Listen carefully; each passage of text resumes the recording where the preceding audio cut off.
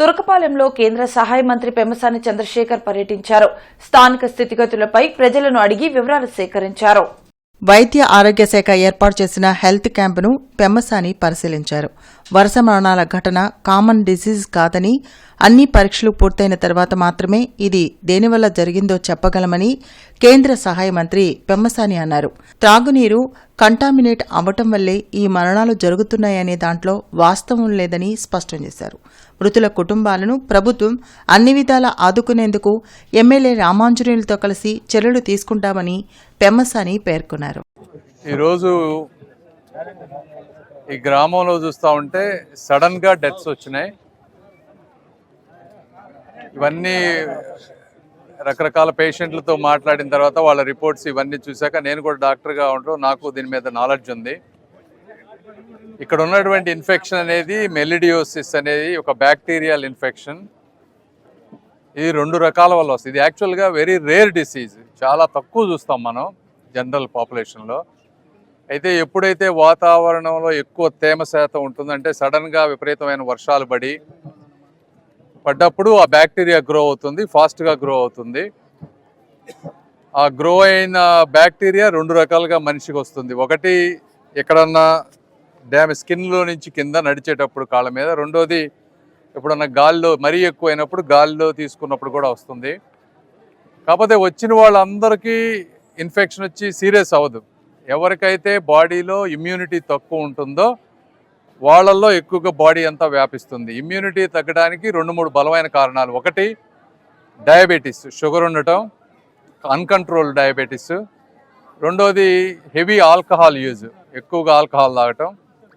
మూడోది kidney disease కానీ, heart disease కానీ, లేకపోతే ఏజ్ ఎక్కువ 60 సంవత్సరాలు దాటినా కూడా ఇమ్యూనిటీ తక్కువ ఉంటుంది. ఈ 3 రకాల వాళ్ళకి ఎక్కువ డిసీజ్ వస్తుంది. అయితే దీనికి కూడా అన్ని రకాల యాంటీబయాటిక్స్ కూడా పనిచేయవు. ఒక 4 రకాల యాంటీబయాటిక్స్ మాత్రమే ట్రీట్మెంట్ వస్తుంది. సిక్ అయిన వాళ్ళకి కంపల్సరీగా హాస్పిటల్ అడ్మిట్ అయ్యి 2 వారాలు ఐవీ యాంటీబయాటిక్స్ ఇవ్వాలి. అది అయిపోయిన తర్వాత కనీసం 2-3 నెలలు ఓరల్ యాంటీబయాటిక్స్ వాడాలి. ఇది వీటిలో ఏది తగ్గినా కూడా మళ్ళీ ఆ ఇన్ఫెక్షన్ వచ్చే అవకాశం ఉంటుంది. కాబట్టి ఈ ప్రాంతంలో ఎవరెవరికైతే జ్వరాలు ఉన్నాయో వాళ్ళందరినీ మేము చెప్పేది ఏంటంటే, ఇంటింటికి పబ్లిక్ హెల్త్ అఫీషియల్స్ని ఈ రోజున మాట్లాడాం. వెళ్ళి బ్లడ్ కల్చర్స్ తీసి వాళ్ళకి కొంత యాంటీబయాటిక్స్ ఇచ్చి కొద్దిగా సిక్గా ఉన్న వాళ్ళందరినీ హాస్పిటల్ అడ్మిట్ చేసి ప్రాపర్గా టెస్టులు చేపించి ఇక నుంచి, అంటే ఈ ఇన్ఫెక్షన్ కూడా చాలా రేర్, ఓన్లీ 4 రకాల యాంటీబయాటిక్సే పనిచేస్తాయి. ఒక్కోసారి అన్నీ చేసినా కూడా మనం కొంతమందిని కాపాడలేం. బట్ సాధ్యమైనంత వరకు డాక్టర్స్కి ఎంతవరకు చేయగలం అవన్నీ చేస్తాం. అది ఒకటి. రెండోది, వీటి ద్వారా చనిపోయిన వాళ్ళు ఎవరున్నారో వాళ్ళందరికీ ఏ విధంగా ఆర్థిక సహాయం చేయాలనేది ఒకటి ఆలోచన. అది ఈ రోజున హెల్త్ మినిస్టర్ గారు వచ్చారు, అదేవిధంగా కలెక్టర్ గారు, వీళ్ళందరూ సీఎం చంద్రబాబు నాయుడు గారి దగ్గర మాట్లాడుతూ ఉన్నారు. ఒకటి, వీళ్ళందరికీ హాస్పిటల్లో ఖర్చు అయినవన్నీ సీఎం రిలీఫ్ ఫండ్ ద్వారా అవంతా కొంత భారం తీసుకుంటాం. ఇంకేమన్నా కాంపెన్సేషన్లు ఏమన్నా ఉంటే గౌరవ ముఖ్యమంత్రి గారు ఆలోచించి కొంత హెల్ప్ చేస్తారు. అదేవిధంగా నేను ఎమ్మెల్యే గారు పర్సనల్గా ఎక్కడైతే కొంతమంది ఇబ్బంది ఉన్నారో వీళ్ళందరూ లిస్టు తీసుకొని వీళ్ళల్లో పూర్ పీపుల్ ఎవరున్నారో చూసి వాళ్ళకి మేము కొంత పర్సనల్గా ఆర్థిక సహాయం చేస్తాం. ఈ విధంగా అన్ని విధాలుగా ఆదుకుంటాం. ఇవి కాకుండా ఇక్కడ వాటర్ కొంత అపోహలు ఉన్నాయి. ఈ అపోహలు అంటే కేవలం వాటర్ ద్వారానే, వాటర్ తాగితేనే వస్తుంది అనేది కరెక్ట్ కాదు ఇది. ఎందుకంటే అలా బ్యాక్టీరియా ఆ విధంగా మనుషుల్లోకి రాదు. అది కేవలం గాలి ద్వారా కానీ లేకపోతే ఒక్కోసారి గుచ్చుకుంటే కానీ వస్తుంది. అయినప్పటికీ వాటర్ కూడా ఒకసారి మొత్తం అపోహలు తొలగించడం కోసం ఫ్రెష్గా వాటర్ ట్యాంకర్స్ ఇవన్నీ సెట్ చేస్తూ ఉన్నారు. ఇవి కాకుండా గ్రామాల్లో 1-2 చిన్న సమస్యలు ఉన్నాయి, అవి కూడా మేము టేకప్ చేసి ఈ ప్రాంతానికి ఎంతవరకు చేయగలమో అంతవరకు చేయగలుగుతాం. ఇదంతా సడన్గా ఒక 2-3 వారాల్లో ఫాస్ట్గా రావటం, రేర్ డిసీజ్ అవటం, కనుక్కోవటానికి కొంచెం టైం పట్టడం, ఇవన్నీ రావడానికి కొద్దిగా లేట్ అయింది. బట్ ఏదేమైనప్పటికీ ప్రభుత్వ యంత్రాంగం అంతా కూడా ఈరోజు సమర్థవంతంగా దీన్ని ముందుకు ఎలా తీసుకెళ్లాలో అలా తీసుకెళ్తాం. Thank you. అంటే బెల్ట్ షాపులు అనేది దీనికే కాదు, అన్నిటికీ మంచిది కాదు ఎక్కువ ఆల్కహాల్ తాగడం అనేది. ఆ బెల్ట్ షాపులు ఎక్కడున్నా కూడా సాధ్యమైనంత వరకు తీసేపిస్తాం. అది మనం ఎంత తీసేపిచ్చినా తాగాలి అనుకున్న వ్యక్తులు పోయి తాగుతూ ఉంటే కూడా ప్రాబ్లం అవుతుంది. కొంత ఫ్యామిలీలో నియంత్రణ, కొంత గవర్నమెంట్ సైడ్ నుంచి, 2 సైడ్ల నుంచి చేసినప్పుడే ఇవన్నీ సాల్వ్ అవుతాయి. ఇది నిర్లక్ష్యం అంటే చెప్పేది, ఇది కామన్ డిసీజ్ కాదు, ఇది కామన్గా వచ్చేటువంటి ఇన్ఫెక్షన్ కాదు, వెరీ రేర్ డిసీజ్. నేను 26 సంవత్సరాలు ప్రాక్టీస్ చేశా, నేను కూడా 1-2 కేసులు కూడా చూడలేదు ఇప్పటివరకు. వెరీ రేర్ డిసీజ్ కాబట్టి అంత ఫాస్ట్గా కనుక్కునేటువంటిది కాదు. కాబట్టి ఇది బ్లడ్లో గ్రో అవ్వాలి, కల్చర్లో, ల్యాబ్లో. అదన్నీ ఒక 2-3 రోజులు టైం పడుతుంది. కాబట్టి అందువల్ల కొద్దిగా లేట్ అయింది. ప్లస్ ఈ రిస్క్ ఫ్యాక్టర్స్ ఇన్ఫెక్షన్ ఉన్నోళ్ళకి ఏంటంటే ఫాస్ట్గా చనిపోతారు, అదొకటి ప్రాబ్లం. అందువల్ల కొంచెం కాంప్లికేషన్. Thank you. కాదమ్మా, అంటే ఇప్పుడు కొన్ని రోజులు కనుక ఎండ కరెక్ట్గా వచ్చి తేమ శాతం కనుక తగ్గితే ఆటోమేటిక్గా బ్యాక్టీరియా అంతా చచ్చిపోతుంది, వెంటనే పోతాయి. కేవలం వర్షాలు పడ్డప్పుడు హెవీగా కొన్ని ప్రాంతాల్లోనే ఇన్ఫెక్షన్ వస్తుంది. సో వేరే ప్రాంతాలకు వచ్చే అవకాశం, అన్లెస్ అక్కడ తేమ ఎక్కువ ఉండి అక్కడ ఏదైనా వస్తే తప్పించి రాదు, అంటువ్యాధి కాదు. Thank you. తురకపాలెంలో మిస్టరీ మరణాలపై ఇప్పటికీ స్పష్టమైన కారణాలు తెలియలేదని మంత్రి సత్యకుమార్ అన్నారు. ఎమ్మెల్యే బోర్ల రామాంజనేయులు, కలెక్టర్ నాగలక్ష్మి, వైద్య బృందంతో కలిసి మంత్రి సత్యకుమార్ తురకపాలెంలో పర్యటించారు. ప్రస్తుత పరిస్థితులపై వైద్యులను అడిగి వివరాలు తెలుసుకున్నారు. మంగళగిరి ఎయిమ్స్ వైద్య బృందం తురకపాలెంలో పర్యటిస్తుందని మంత్రి వెల్లడించారు. వైద్య పరీక్షల్లో మెలోడియాసిస్ లక్షణాలు కనబడలేదని సత్యకుమార్ స్పష్టం చేశారు. వరుస మరణాల విషయంలో వైద్యశాఖ అధికారులు సకాలంలో స్పందించకపోవడంపై ఐఏఎస్ అధికారి ఆధ్వర్యంలో విచారణ కమిటీ వేస్తామని, బాధ్యులపై చర్యలు తీసుకోవడం జరుగుతుందని మంత్రి స్పష్టం చేశారు. తురకపాలెం గ్రామంలో గత కొన్ని నెలలుగా అంతుచిక్కని జ్వరాలతో మరణాలు సంభవిస్తున్నాయని దృష్టికి రావడం, ప్రధానంగా గత జూలై, ఆగస్టు, ఈ సెప్టెంబర్లో 23 మరణాలు, మొత్తంగా ఏప్రిల్ నుంచి 23 మరణాలు సంభవించాయని తెలిసింది. అయితే వీటిని విశ్లేషించిన మీదట ఈ వయసు రీత్యా 70 సంవత్సరాల పైన చనిపోయిన వారి సంఖ్య 7, మొత్తం చనిపోయిన వారి సంఖ్య సగటు వయసు 55 సంవత్సరాలుగా తేలింది. అయితే వీటిని కారణాలను లోతుగా విశ్లేషిస్తున్నాం. ఇక్కడ 14 రకాల టీములను పెట్టి, వైద్య బృందాలను పెట్టి శిబిరాలను నడుపుతూ అందరి దగ్గర శాంపిల్స్ తీసుకుంటున్నాం. వాటర్ శాంపిల్స్ని, సాయిల్ శాంపిల్స్ని, అదేవిధంగా ఈ జ్వరం బారిన పడిన ప్రతి ఒక్కరి కూడా రక్త శాంపిల్స్ తీసుకెళ్ళి పరీక్షలు నిర్వహిస్తున్నాం. మొదటగా మెలియార్ డిసీజ్ వ్యాధి అని వార్తలు వచ్చాయి. అయితే ఈ బ్లడ్ కల్చర్ టెస్టులు చేసిన తర్వాత మెలియార్ డిసీజ్ బ్యాక్టీరియా లేదని, కానీ ఏదో ఇతరత్ర బ్యాక్టీరియా ఉందనే విషయాన్ని అర్థమవుతూ ఉంది. దీన్ని దృష్టిలో పెట్టుకుని బ్లడ్ కల్చర్ పరీక్షలు నిర్వహిస్తున్నాం. అదేవిధంగా కెమికల్, బయలాజికల్ పరీక్షలు కూడా నిర్వహించి అనాలిసిస్ చేపడుతున్నాం. ఇప్పటిదాకా వచ్చిన పరీక్షల రిజల్ట్ ప్రకారం ఈ బ్యాక్టీరియా ఏంటనేది అంతు చిక్కలేదు. వాటిని పేషెంట్లను జీజీహెచ్లో పెట్టి సరైన చికిత్స అందిస్తున్నాం.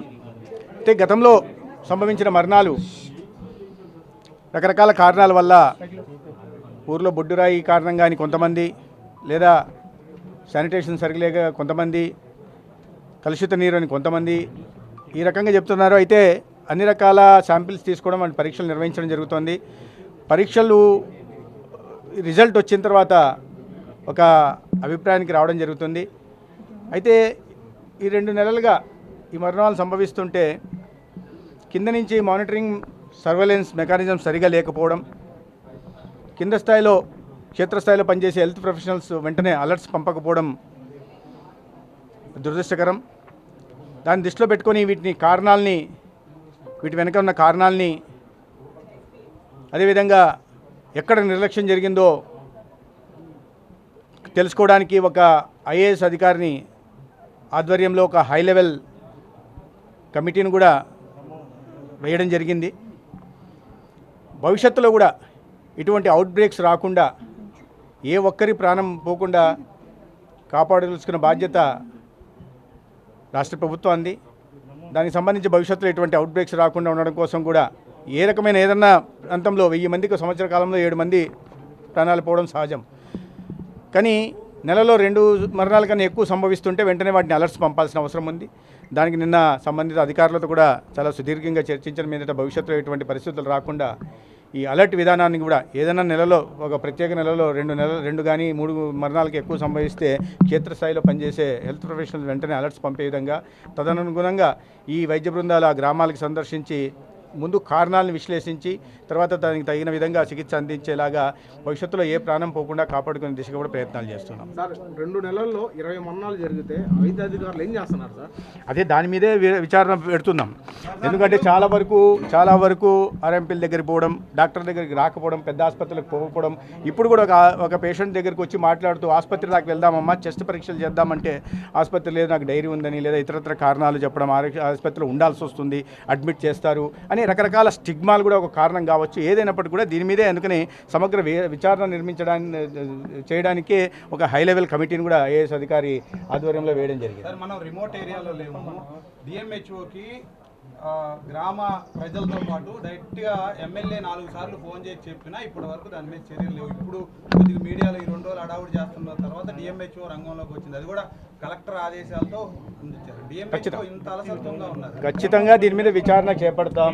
ఎక్కడ నిర్లక్ష్యం వహించారు, ఎక్కడ అలసత్వం వహించారో గుర్తించి సంబంధిత కింది స్థాయి నుంచి పై స్థాయి దాకా అధికారుల మీద చర్యలు తీసుకుంటాం. గ్రామాల్లో అసలు ప్రజలు వైద్యాధికారులు అసలు రాలేదు. 72 గంటలు గడిచినా కూడా ఒక రక్త నమూనాలు సేకరించేంత ఎందుకు లేట్ అవుతుంది? అంటే కల్చర్ ఎందుకంటే పరీక్షలు నిర్వహిస్తున్నారు, జరుగుతున్నాయి. కానీ మనం అనుకుంటున్న బ్యాక్టీరియా ఏ కారణం ఉందో అది తెలియట్లేదు. దాని కోర మరింత విస్తృతంగా చేస్తున్నారు. అంటే చెన్నై లాంటి ల్యాబులకి వాళ్ళు పంపిస్తున్నారు. మణిపాల్కి ఇక్కడ పంపిస్తున్నాం. తర్వాత ఎయిమ్స్ బృందం కూడా వస్తుంది, ల్యాబులు పంపించడం జరుగుతోంది. తర్వాత ఎయిమ్స్ బృందం నుంచి తర్వాత ఎస్ఆర్ఎం ఇన్స్టిట్యూట్ కూడా చెన్నై నుంచి కూడా మాట్లాడడం జరిగింది. సంబంధిత వీటిలో ఇన్ఫెక్షన్స్ డిసీజెస్ చూస్తున్న స్పెషలిస్టులు కూడా మాట్లాడడం జరుగుతూ ఉంది.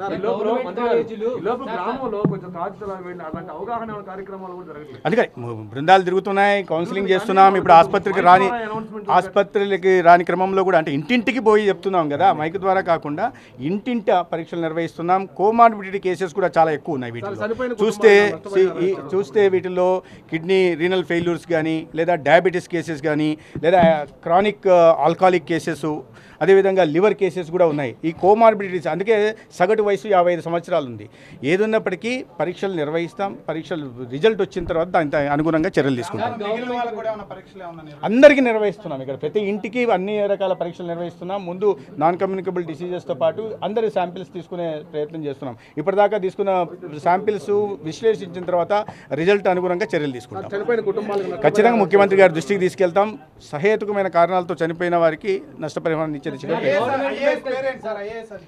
ఐఏఎస్ అధికారిని శ్రీ అట్టాడ అనే అధికారిని దీనికి ఈ కమిటీని హెడ్ చేస్తారు. గవర్నమెంట్ మెడికల్ కాలేజ్ పీపీపీ మోడ్లో ప్రైవేట్ పరంగా చేస్తారని చెప్పి వైసీపీ నాయకులు ఆరోపిస్తున్నారు. దీని మీద మీరు ఏమంటారు? వారికి అవగాహన ఉండి మాట్లాడాలి, అవగాహన లేకపోతే మాట్లాడలేం. పీపీపీ మోడ్లో చేస్తున్నారు, కానీ యాజమాన్య హక్కులు ప్రభుత్వం దగ్గరే ఉంటాయి. దానితోడు 33 సంవత్సరాల పాటు లీజ్ అయిపోయిన తర్వాత వాళ్ళే ఇప్పుడు పెట్టుబడి పెట్టి వాళ్ళే దాన్ని ఆపరేట్ చేసి అయిపోయిన తర్వాత వాళ్ళే ప్రభుత్వానికి ట్రాన్స్ఫర్ చేయాల్సి ఉంది. కాబట్టి ఇది ఏ రకంగా చూసినా ప్రైవేటీకరణ అనే పదానికి అర్థం తెలుసుకోనన్నా మాట్లాడాలి.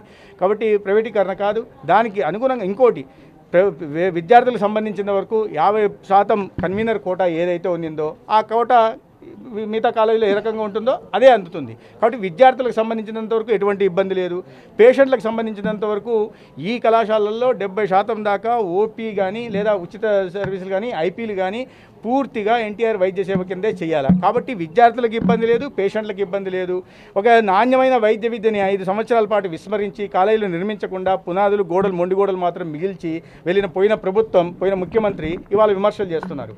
ఒక నాణ్యమైన వైద్య విద్యని విద్యార్థులకు అందించాలా, ఒక నాణ్యమైన వైద్య చికిత్సలను కూడా పేదలకు అందించాలా లక్ష్యంతో దేశంలో ఏ రాష్ట్రంలో లేని విధంగా 25 లక్షల వరకు ఉచితంగా నాణ్యమైన వైద్యాన్ని అందించడానికి ప్రయత్నాలు ముఖ్యమంత్రి గారి ఆధ్వర్యంలో ప్రభుత్వం చర్యలు చేపట్టింది. హైబ్రిడ్ మోడ్లో చేస్తున్నాం. కేవలం 1,43,00,000 పేదలకి 20 మాత్రమే కాకుండా ఈ ఏపీఎల్ ఫ్యామిలీస్కి అదేవిధంగా జర్నలిస్ట్ ఫ్యామిలీస్కి కూడా 2.5 లక్షల దాకా కూడా ప్రభుత్వమే ప్రీమియం చెల్లించి వాళ్ళ ఆరోగ్య సంరక్షణ బాధ్యత కూడా చేపడుతుంది.